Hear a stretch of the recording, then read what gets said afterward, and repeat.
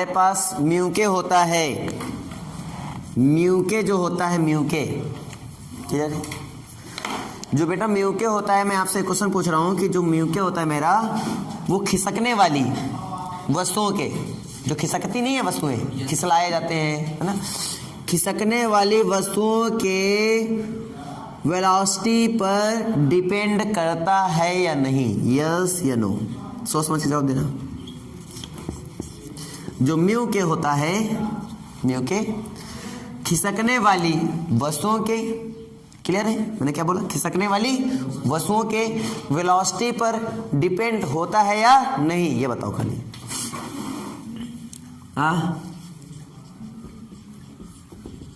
होता है, सोच समझ के बताना बेटा।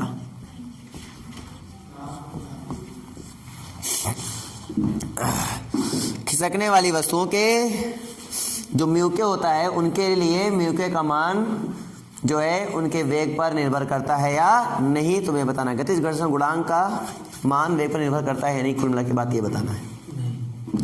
नहीं, नहीं, नहीं, यस नहीं, सही है, गलत नहीं है, सही है। चलो अच्छा ये बताओ, सर्पी घर्षण क्या होता है?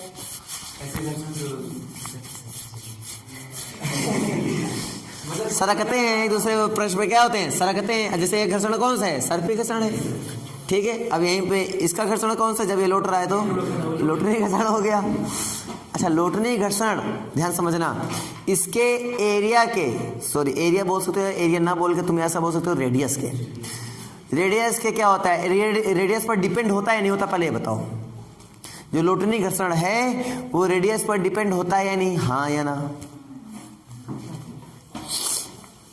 लोटनी घर्षण मतलब समझते हो? हाँ। तो लोटनी घर्षण जो होता है वो रेडियस पर डिपेंड करता है या नहीं, बताओ?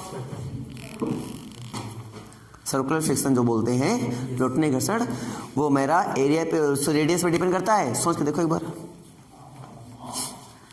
करता तो है सोचो, विचार करो हाँ ना, क्लियर? करता है।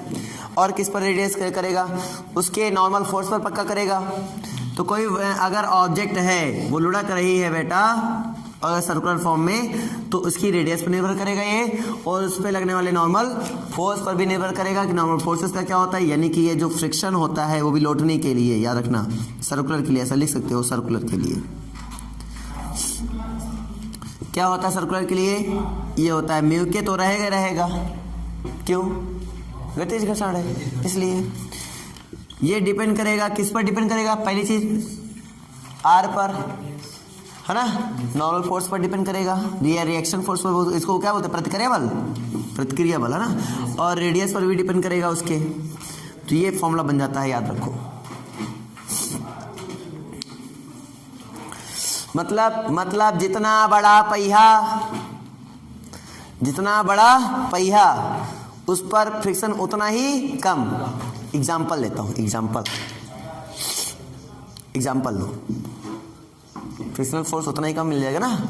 एग्जाम्पल, तुम एक छोटा पहिया ले लो, एक बड़ा पहिया ले लो, खूब बड़ा पहिया, ठीक है।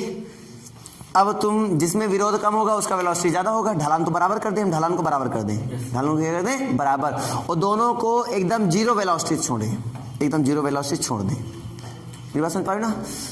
दोनों ढलान बराबर हैं, ढलान में कोई कमी नहीं है, एक ही पदार्थ से बने हुए पहिए भी हैं, न किसी में रबड़, न किसी में लकड़ी, न किसी में लोहा, ऐसा नहीं, रबड़ के दोनों होने चाहिए, लकड़ी के दोनों, मतलब समझ पाए ना? ये भी परिवर्तन करोगे तो दिक्कत है, घर्षण में परिवर्तन हो जाता है ना, इन पर निर्भर करते हैं। तो क्लीन मिला के ये ऐसा ये होना चाहिए, क्लियर है? तो मैं लोहा ले रहा हूँ, दोनों ही लोहा ले लिया मैंने, तो मैंने ले लिया, अब मैं दोनों को छोड़ दूंगा मात्र। तो बताइए, जिसका वेग ज़्यादा हो जाएगा, यानी जो आगे पहुंच जाएगा, उसमें लोटनी घर्षण बल यानी कम लगा होगा, और जिसका वेग कम रहेगा, जिसका लोटनी घर्षण बल उसमें ज़्यादा लगा होगा, है कि नहीं है? भाई सापेक्षिक गति का विरोध करना है, होता है काम। तो अब बताओ क्या होगा? तो प्रयोग करना कभी ये वाला प्रयोग, और बताना क्या होता है, ये बताना मुझे ना। कम होता है, ज़्यादा होता है, बराबर होता है, एकदम प्रयोग करके बताना, ऐसे मत बता देना। लकड़ी का बना लेना, दिक्कत हो तो लकड़ी के तो गुटके बना सकते हो, कोई दिक्कत नहीं है, बड़ा गुटका एक छोटा गुटका, ऐसा क्यों होगा वो कारण बताना। ऐसे होगा तो mg किधर वर्क करेगा, mg का कारण है, ये सब mg का कारण है और कुछ नहीं है ना। क्या रेडियस बढ़ने से क्या बढ़ेगा क्या घटेगा, सब कुछ इंपॉर्टेंट, सब कुछ बताना, डिस्कस करना है। वो तभी कर पाओगे जब थोड़ी बहुत किताबें पढ़ोगे। किताबें पढ़ना स्टार्ट कर दो, 10वीं ओवर बोला कंपटीशन की तैयारी करो, किताबें पढ़ना स्टार्ट कर दो। क्लियर हुआ नहीं हुआ बेटा? ये क्वेश्चन समझाया मैंने जो दिया अभी, बढ़िया क्वेश्चन है, करके लाना, प्रयोग करके लाना, बताना मुझे।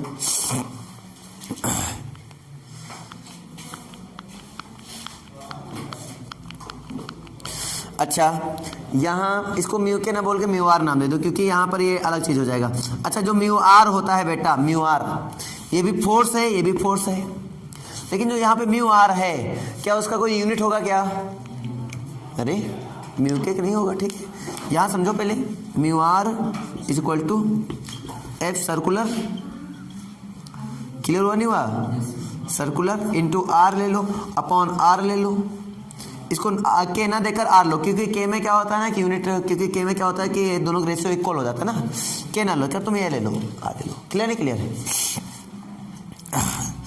तो अब यहाँ पे बात करते हैं, इसका न्यूटन, इसका भी न्यूटन, तो कैंसिल मान लो, यूनिट बचा आर। आर का क्या होता है? मीटर। तो म्यू आर किस पे डिपेंड किया? मीटर। म्यू आर मीटर पे डिपेंड किया, तो इसकी यूनिट कितनी होगी? एल, सॉरी डायमेंशन, यूनिट होगी मीटर, तो डायमेंशन कितनी होगी? एल। म्यू के क्यों नहीं होता है? म्यू के इसलिए नहीं होता बेटा, ध्यान से समझो।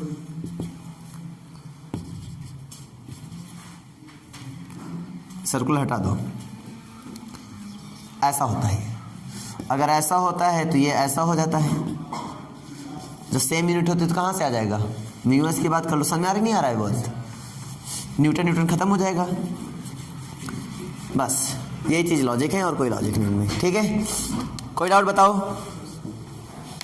लुढ़कने में क्या संपर्क तल रगड़ते हैं? हाँ ना बोलो भाई, क्या लुढ़कने में संपर्क तल रगड़ते हैं? नहीं रगड़ते हैं? रगड़ मिलती है? रगड़ नहीं मिलती है, याद रखो। हाँ, नहीं मिलती है। वो लुढ़कते हैं तो रगड़ नहीं मिलती है। सर्पी में रगड़ मिलती है, लेकिन लुढ़कने में रगड़ नहीं मिलती है। ये लॉजिक क्लियर हो गया, ठीक है।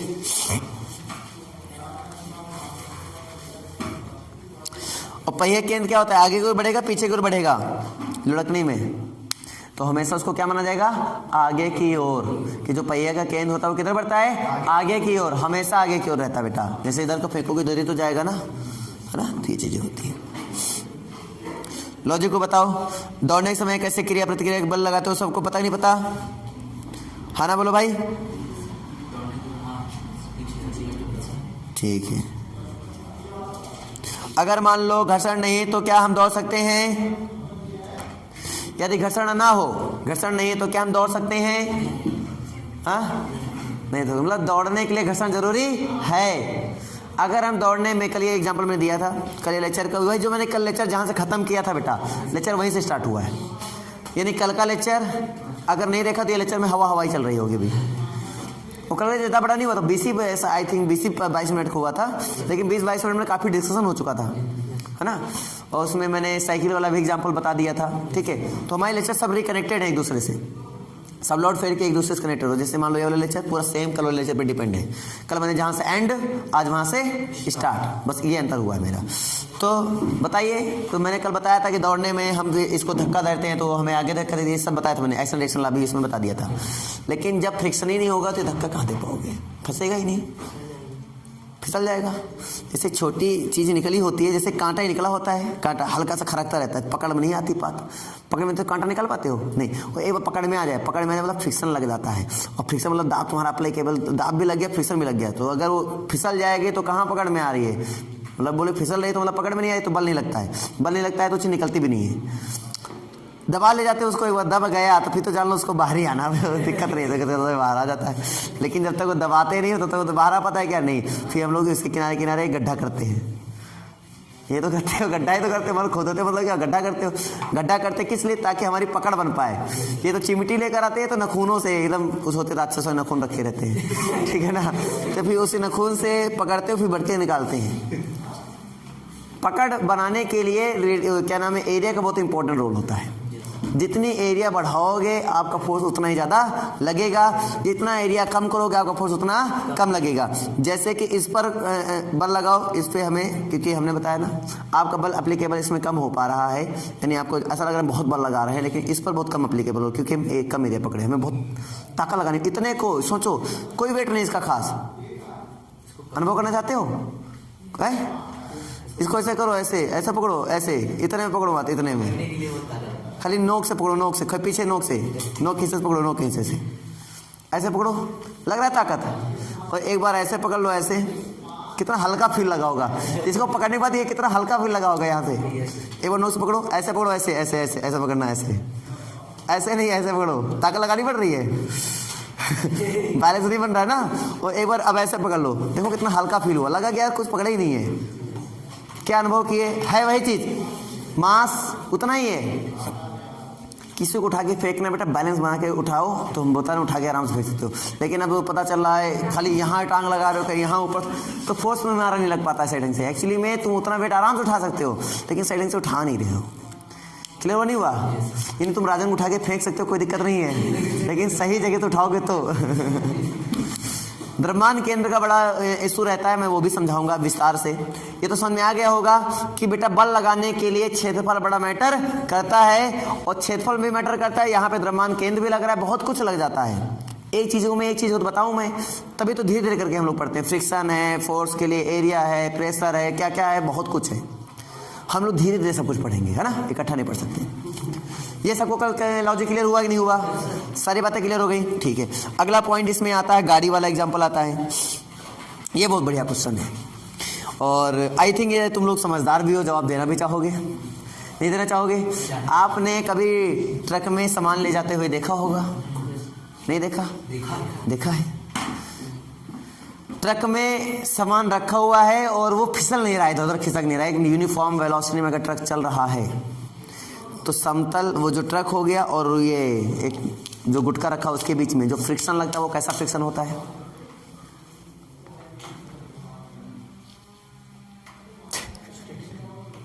मुझे क्या पता, मुझे क्या पता, तुम लोग बताओ, विचार करके एकदम, मतलब तुम्हारे आंसर में क्वेश्चन लग रहा है स्टैटिक।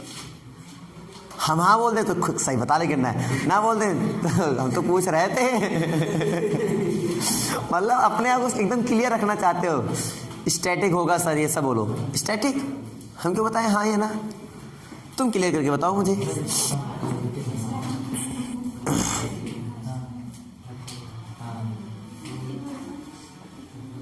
जल्दी बताओ।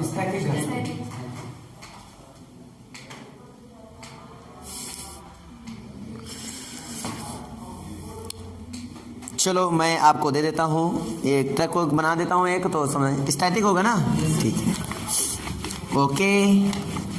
यानी वो मूव नहीं करेगा, मूव नहीं करेगा मतलब क्या हुआ? स्थिर रहेगा। अचानक ब्रेक मार दो, हाँ तो आगे पीछे हो जाएगा। अचानक ब्रेक मार दो, अब बताओ सर पे आ जाएगा।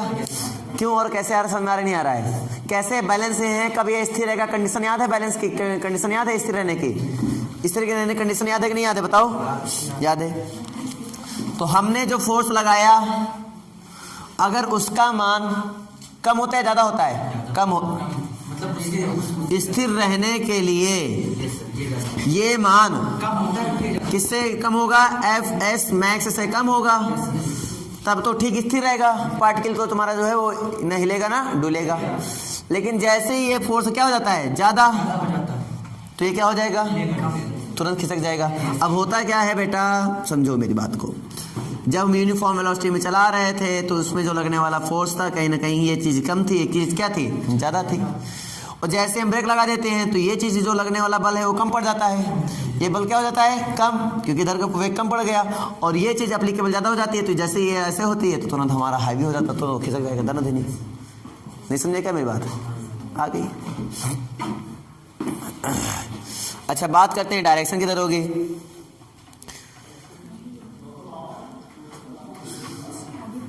डायरेक्शन किधर होगी? पिंड आगे की ओर जाएगा, घर्षण पीछे से होगा, पिंड आगे की ओर जाएगा। है ना। अगर ब्रेक लगाओगे तो ये इंपॉर्टेंट है, ब्रेक लगाने के पहले की बात कर रहे हो, ब्रेक लगाने के बाद की बात कर रहे हो, यानी ब्रेक लगाते ही बात कर रहे हो, ब्रेक गाड़ी जब चलेगी तब की बात कर रहे हो, वो भी बताओ। गाड़ी चलेगी तो फ्रिक्शन का अलग डायरेक्शन होगा और गाड़ी में ब्रेक लग जाएगा तो फ्रिक्शन का डायरेक्शन अलग हो जाएगा। सोच के बताओो कैसे होगा। जैसे मान लो गाड़ी है हमारे पास, समझो ये ट्रक है हमारे पास, ये बेहतरीन ट्रक हमारे पास बना हुआ है, ये ट्रक बना हुआ है, यहाँ पे ऐसा कोई पार्टिकल रखा हुआ है, ठीक है। ये पार्टिकल रखा हुआ है, अभी मान लो मूवमेंट है, मूवमेंट कर रहा है, तो ट्रक इधर को जा रहा है नहीं जा रहा है, तो फ्रिक्शन इधर को लगा रहा है, ये फ्रिक्शन इधर को लगा रहा है, मतलब ये हुआ कि ये इधर फ्रिक्शन लग रहा है। क्या लग रहा है? फ्रिक्शन। इधर हमारा फोर्स लग रहा है, यानी एम ए फोर्स लग रहा है। एम बराबर क्या होता है? एम ए लग रहा है। दोनों इक्वल रहेंगे तो बोलेंगे स्थिर है, या ये कम रहेगा ये ज्यादा रहेगा तो भी क्या बोलेंगे? स्थिर है। ये कम है, इधर ये क्या है? ये ज्यादा, ये क्या है? कम है, तो क्या रहेगा? स्थिर। कोई दिक्कत नहीं, कोई दिक्कत नहीं, कोई दिक्कत है क्या? कोई दिक्कत। जैसे ही मैं क्या कर दूंगा, ये कम कर दूंगा, कम करने मतलब ब्रेक लगा दो, कम हो गया। कम होने का मतलब क्या हुआ? ऐसे, और ये पलट के ऐसे, तभी तो आगे खींचेगा ना, बल इधर लग जाएगा तो फ्रिक्शन फोर्स इधर लग जाएगा, तभी तो पिंड आगे दूध दौड़ाते हुए गलाएगा। नहीं समझे क्या मेरी बात? अरे तुम लोग को छोटा सा एग्जाम्पल देता हूँ, बहुत सिंपल सा एग्जाम्पल है। जब गाड़ी चलती है तो धक्का लगता है पीछे की ओर, और जब ब्रेक लगाता है धक्का लगता है आगे की ओर। पता ही नहीं पता। तो चलने में और ब्रेक लगाने में जो धक्का वाली पोजीशन वाली बात है, वो अनुभव अलग अलग मिला कि नहीं मिला? जब हम गतिमान होते हैं, जब गाड़ी गतिमान होती है तो उसके साथ हम भी क्या होते हैं? गतिमान होते हैं, वेलोसिटी फॉर्म में चलते हैं। लेकिन जैसे उसमें ब्रेक लगाया जाता है तो वो आता है रेस्ट के फॉर्म में, हम रहते हैं वेलोसिटी फॉर्म, इसलिए हमें आगे क्यों धक्का लगता है। ये तो हम लोगों ने सीखा। और जब हम गाड़ी को मान लो स्थिर, हम भी वो भी स्थिर है, तो जब गाड़ी चलती है तो गाड़ी हो जाती है वेलोसिटी फॉर्म में, तो उसका जो भी पार्टिकल हमारे शरीर से अटैच्ड है तो वो भी वेलोसिटी फॉर्म में आ जाता है। हमारा ऊपर शरीर क्या होता है? ऊपर वाला जो अटैच नहीं है वो क्या होता है? रेस्ट फॉर्म में रहता है, तो हम पीछे क्यों जुड़ जाते हैं। अब तो लॉजिक क्लियर हुआ नहीं हुआ? अभी भी नहीं समझ आया क्या बात? तो पीछे बल लगा, हमें ऐसा लगता है किसी ने पीछे से खींचा है, लेकिन एक्चुअल में कोई खींचता नहीं है। ये होता है कॉन्फिगरल फोर्स। इसको बोलते हैं हिंदी में क्या? कॉन्फिगरल फोर्स को हिंदी में क्या बोलते हैं? हिंदी में बोलते हैं, अरे अब केंद्र बल, हाँ वो भी सही है, छदम बल भी बोलते हैं, है ना। अब हाथी बल होता है, ये ऐसा लगता है किसी ने हमने पीछे पकड़ के खींचा है, ये इमेजिनरी फोर्स होता है, लेकिन एक्चुअल में ऐसा कोई फोर्स नहीं होता है, ये इमेजिनरी फोर्स होता है। बात समझ में आ रही कि नहीं आ रही है? तो यही तो बातें डिस्कस की जा रही हैं आपसे, यही तो विजुलाइज करके आपको बताना है।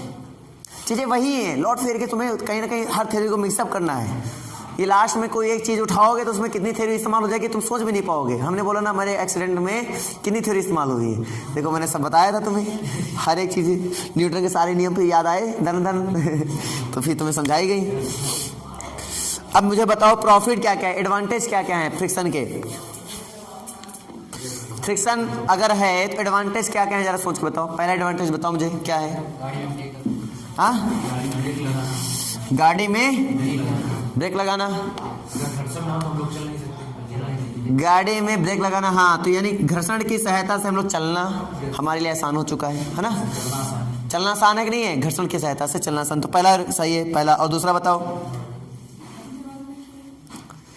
हाँ, घर्षण की सहायता से चीजें चिपक जाती हैं एक दूसरे में। नहीं, अगर घर्षण ना होगा, ये बहुत ज्यादा चिकना है, ये थोड़ा साफ कर दो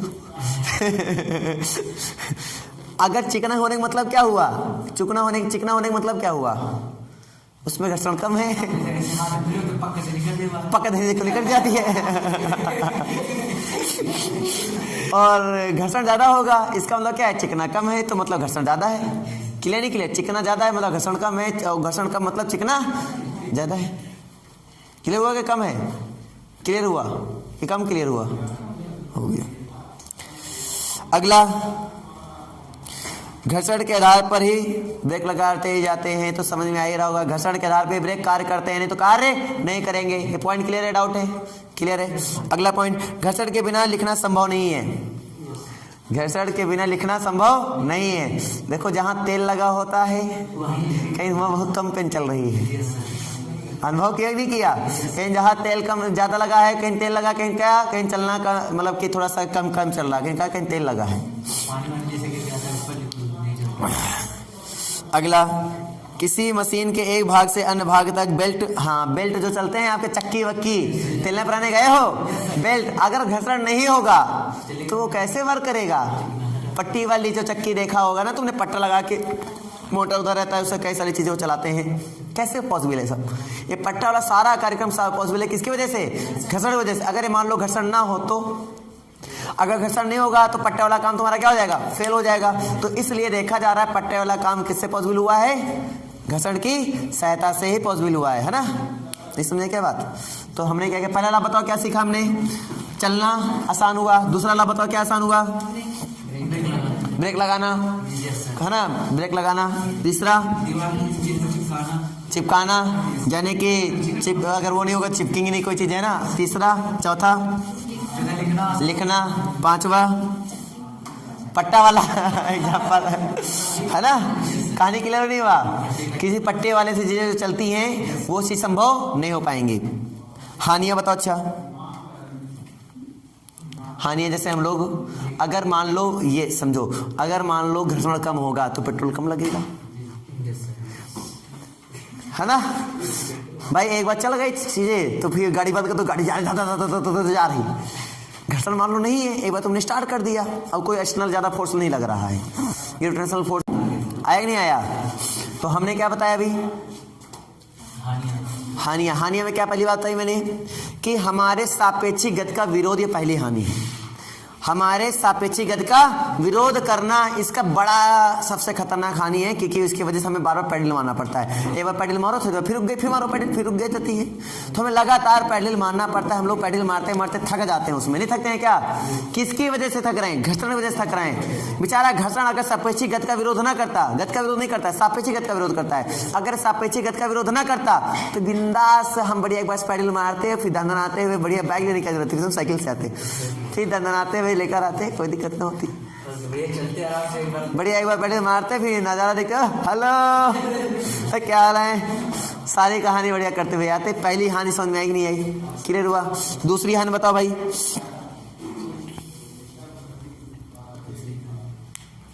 अधिकतर जो मशीनों में देखो भाग टूट जाते हैं, आपने देखा होगा, मशीनी कार्य जो होते हैं उसमें देखो भाग कट जाते हैं, वो कटते देखो छरा कटोरी कहीं कट गई, छरा कटोरी कट गई, किस किस कट गई है, घर्षण की वजह से कट गई। तो आपने देखा होगा मशीनों में चीजें, बहुत चीजें कट के टूट जाती हैं, कारण घिस घिस के, हाँ वो घिसती वजह से टूट जाती है, कट जाता है तो टूट जाती है फिर वो, तो कारण बस घर्षण है। अब जैसे ग्रीस, इसमें ग्रीस क्यों लगाते हैं लोग, ग्रीस क्यों लगाते हैं, क्योंकि ग्रीस से क्या होता है, चिकनी हो जाता है, घर्षण कम लगेगा, और घर्षण कम लगेगा तो चीज लंबे समय के लिए चलेगी, छरा कटोरी कटेंगी नहीं। तो इसलिए बराबर वो देखो, जब वो साइकिल बनाने जाओ तो बराबर घिस भरता है, बराबर घिस भर देता है पूरी तरीके से, फिर छर्रा उसमें फंसाता है कि बच्चा तो चले कुछ दिन, अगर वो सूखे में लगा देगा तो 4 दिन बाद फिर लेकर चले आओ भैया, फिर बनाओ, क्या होगा, नहीं चल रही है, खड़खड़ाती बहुत ज्यादा। तो क्यों, रीजन समझ में आ रहा, नहीं आ रहा, सारी रीजन। तो घर्षण की वजह से सारा काम हो पाता है, समझ में आया कि नहीं आया, माना बोलो भाई, आ गया। अगला पॉइंट बताओ, अगला पॉइंट, घर्षण। अगर लोहे को तुम पत्थर ये रोडों में चलाओ, लोहे के पहिए लगा के रोड में चलाओ, तुम अचानक आग लगने के चांसेस कब बढ़ जाए, तार तार तार तार तार है ना, है कि नहीं है,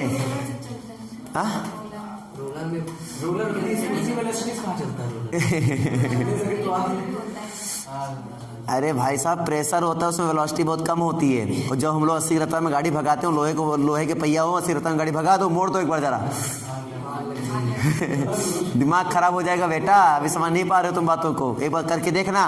अपने पहिए जो साइकिल है, साइकिल तो इसी रफ्तार में तुम भगाओ, तुम्हें लगेगा पूरा 4 गांव गली सुनेगा, गड़ गड़ गड़ गड़ गड़ गड़, एकदम मतलब ध्वनियां सुनो उसकी कितनी बेहतरीन आएंगी। और उसके बाद 4 दिन चलाने के बाद ब्रेक लगाओ, घिस जाएगा उसके बाद पूरा, और पहिया भी तुम्हारा बैंड हो जाएगा, क्योंकि बल ज्यादा लगेगा ना। क्षेत्रफल इन पर मैं दाब और क्षेत्रफल की बात फिर एक बार कर दूंगा, दाब क्षेत्रफल इनके बल के बाद फिर एक दिन करूंगा, तो फिर और अच्छे से तुम्हें क्लियर हो जाएगा ना ये सब चीजें। अब परिवर्तन की विधियां, अब हम परिवर्तन कैसे कर सकते हैं, जैसे कि पॉलिश, चिकनाएगा, कहने अच्छा लग रहा है, कहीं सर बड़ा धूल लग रहा है, गद्दा लग रहा है, तो पॉलिश कर देंगे, चमक आ जाएगी, है ना, घर्षण कम कर दिया, चिकना कर दिया मैंने उसको, क्लियर हुआ कि नहीं हुआ। अगला बताओ कैसे कम किया जा सकता है, चिकनाई द्वारा। पहला चिकनाई द्वारा, कहीं कहीं का कहीं नहीं कर रहा, कहीं कहीं नहीं, कहीं चुड़ी नहीं, कहीं धो लो हाथ, कहीं घी लगा लो, तेल लगा लो, साबुन लगा लो। ऐसा करने का मतलब क्या हुआ? चिकनाहट पैदा कर देना। साबुन लगाने से वहाँ चीज़ बहुत चिकनी हो गई, या घी लगा लो या तेल लगा लो, तेल लगाने से चिकनी हो जाएंगी चीज़ें। तो इसलिए चिकनाहट पैदा करने से घर्षण कम लगेगा, तो चीज़ें आसानी साथ हाथ मुलायम भी पड़ जाएगा। साबुन वसून लगाएंगे, मुलायम लो, धर के दबाएंगे, धर के चिकना हो गया तो खींच लो। खाने के लिए नहीं हुई तो कैसे कम किया जाता है? चिकनाहट पैदा कर दो बेटा, कम हो जाएगा। तो ये चीज़ें होती हैं। अब बैरिंग, अब जैसे मान लो कि अब ऐसे कोई चीज़ में ऐसे घुमा दिया जाए, तो घुमा दिया जाएगा तो कट जाएगा, तो कहीं बैरिंग लगा दो। बैरिंग में अंदर छर्रा पड़ा होता है, छर्रा होते हैं गोल, और हमने सीधे समझा है कि जो चीज़ गोल होती है, गोल घूमती है, उनमें घर्षण कम लगता है। तो छर्रा देखो नाचते रहते हैं गोल, वो लोटनी के उसमें होती है, क्या होती है? लोटनी होती है। तो लोटनी होती रहती है, और जब वो उसमें सही ढंग से घर्षण अगर लगने लगा, मान लो घसने लगी, वो रगड़ने लगा, अगर वो रगड़ने लगा तो फिर वो सर्पी बन जाता है, और सर्पी में चीज़ें रगड़ में जानते हो चीज़ें कट जाती हैं, और कट गई है एक बार बेटा तो फिर चीज़ें तुम्हारा वो चेंज ही करना पड़ता है। लोटनी चाहिए वो चीज़, लोटेगी तो घर्षण क्या लगेगा? कम। घर्षण कम लगेगा तो बल भी कम लगेगा। अगर साइकिल आपकी हल्की तभी चलेगी बेटा, छर्रा कटोरी एकदम धांसू चले हो। अगर वो कट गया तो फिर देखो साइकिल कितनी भारी चलती है, कारण क्योंकि वहाँ पे सर्पी घर्षण लग रहा है, और सर्पी घर्षण में सापेक्षिक का विरोध ज़्यादा होता है, तो बल आपको ज़्यादा लगाना पड़ता है। इसीलिए छर्रा कटोरी बैरिंग का उपयोग करते हैं हम लोग। बैरिंग क्यों लगाई जाती है? समझ नहीं आया? क्योंकि घर्षण कम किया जा सके। सबको लॉजिक क्लियर हुआ कि डाउट है? क्लियर हो गया? तो ये था तुम्हारे यहाँ घर्षण। उसके बाद घर्षण के बारे में और कोई कुछ बताना चाहो बताओ। जैसे चिकना फर्श है, बहुत ही चिकना है, चल नहीं पा रहे हो, तो कैसे परिवर्तन करोगे? मिट्टी डाल देंगे। अच्छा जैसे मान लो ये फर्श बहुत चिकना है, बहुत बढ़िया, तो मिट्टी पड़ जाए, देखो घर्षण आ जाएगा। मिट्टी से घर्षण उत्पन्न हो जाता है। तुम जहाँ बैठे हो वहाँ बहुत भरपूर घर्षण है, तभी किरकिरे मच रहा है, देखो रगड़ के देख रहा है। समझ में आ रहा है कि नहीं आ रहा है? घर्षण अगर चिकनी चीज़ों में घर्षण बढ़ा रहे हैं तो क्या डाल दो? जैसे चिकना फर्श बहुत ज़्यादा है तो क्या डाल दो? मिट्टी डाल दो। हम बोले घर्षण हो जाएगा, फिर नहीं गिरोगे। बहुत लोग कालीन बिछा देते हैं, कालीन बिछा देते हैं। अब कालीन में भी घर्षण बहुत ज़्यादा बढ़ जाता है ना? तो घर्षण बढ़ाने के लिए वो भी कर ले सकते हो। और भी क्या कर सकते हो घर्षण बढ़ाने के लिए? चिकने फर्श पे घर्षण बढ़ाने के लिए और क्या कर सकते हो? हम लौट ही जाओ। हमें पर से चढ़ के जाओ। हाँ तुम्हारे पर चमड़ी में घर्षण बहुत ज़्यादा हो जाता है, कोई दिक्कत नहीं है। तुम्हारी चमड़ी में घर्षण है, टेंशन ना लो, हम तुम पर रगड़ रगड़ के जाएंगे। और कोई ऑप्शन? किसी के पास कोई जवाब?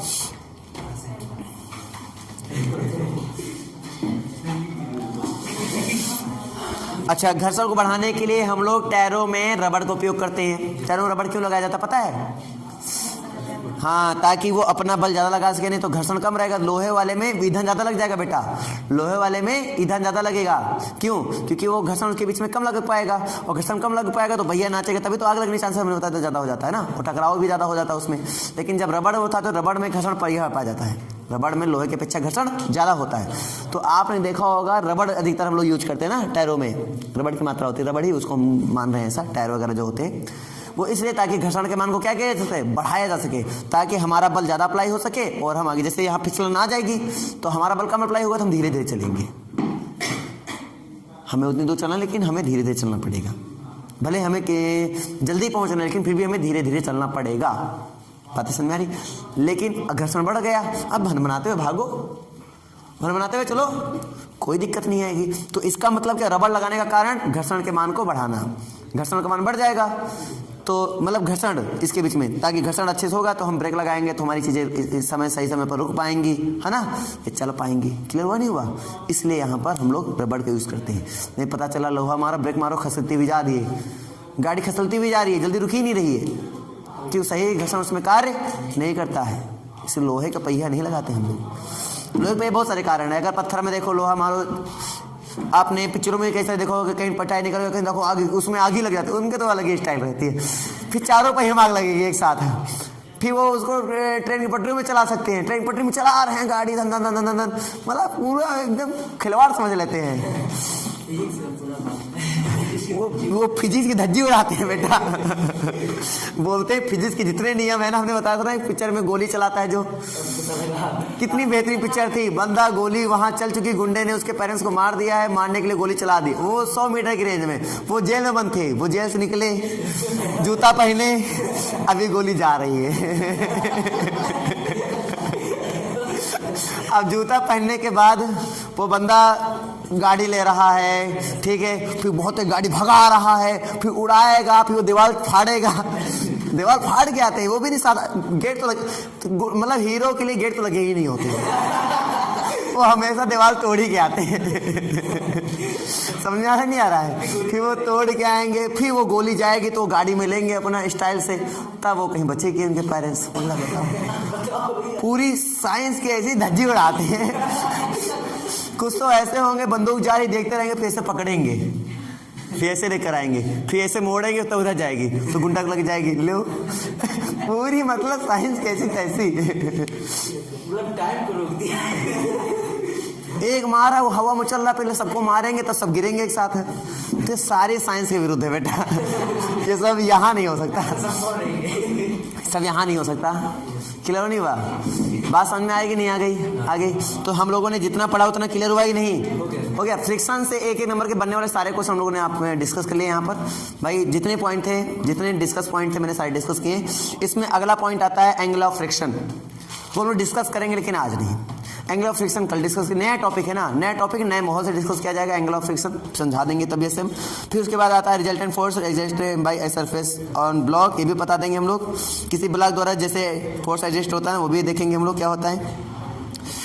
Calculation of required force in different situation, उसका कैलकुलेशन देख लेंगे। ठीक है, ये सारी बातें समझने के बाद धीरे धीरे हम लोग चलेंगे इनके न्यूमेरिकल की ओर। ज़्यादा बवाल नहीं पढ़ाएंगे, जो आता है लगभग देखा जाएगा, जो इंपॉर्टेंट है वही, फर्जी चीज़ें नहीं पढ़ाई जाएंगी। ठीक है ना बेटा? किसी कोई डाउट हो थ्योरी या लेक्चर आज के लेक्चर में तो बताइए मुझे। सबको समझ में आ गया आज का? आज हमने एडवांटेज पढ़ा, आज हमने उसका डिसएडवांटेज पढ़ा, दोनों पढ़ लिया हम लोगों ने। आज हमने पढ़ा है सही ढंग से कि गतिज ऊर्जा का काम क्या है, वो भी हमने सही ढंग से सीख लिया, सरफेस सीख लिया है ना। इसमें हमने 2-4-10 उदाहरण देखे हैं, उनको रियल लाइफ में जो इस्तेमाल होते हैं, ये सब कुछ आज मैंने डिस्कस किया है। अगर इसमें किसी को कोई दिक्कत आई हो, कोई पॉइंट समझ में ना आए, कोई एग्जाम्पल समझ में ना आया हो तो बताओ, हम डिस्कस करेंगे। सारे रियल लाइफ से एग्जाम्पल हैं, आप एक बार बुक को उठा के पढ़िए। कोई डाउट आता है डिस्कस करिएगा तो हम डिस्कस करेंगे। ठीक है? समझ में आ गई नहीं आ गई? तो आज के लिए इतना रखें। अच्छा ये बताओ फीस इसके बारे में क्या ख्याल है किसी का?